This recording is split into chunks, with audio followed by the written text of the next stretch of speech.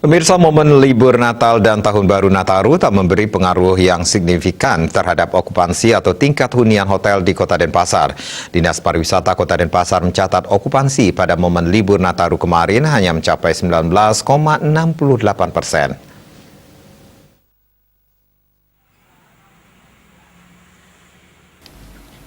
Kepala Dinas Pariwisata Kota Denpasar MA Desire Mulyani saat mengatakan okupansi hotel di Kota Denpasar naik tipis pada momen Nataru. Hal ini dikarenakan pasar pariwisata yang lebih menyasar wisatawan lokal membuat pilihan lebih banyak jatuh pada daerah Ubud atau daerah pesisir dengan pemandangan pantai. Hotel-hotel di luar Kota Denpasar juga banyak yang murah.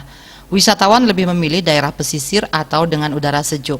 Sebelumnya, okupansi di Denpasar di awal pandemi COVID-19 hanya 5%. Kondisi ini berangsur naik ketika keran pariwisata domestik dibuka pemerintah dan okupansi sempat mencapai 20%.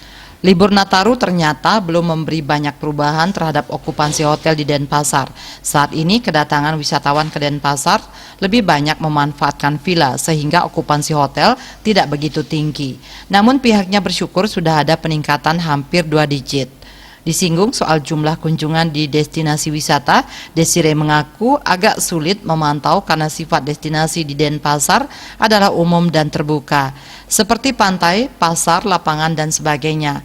Namun dari sisi penerapan protokol kesehatan tetap menjadi pantauannya, serta memberikan bantuan berupa tempat cuci tangan di destinasi-destinasi wisata di Denpasar. Widya Stuti, Bisnis Bali, melapor.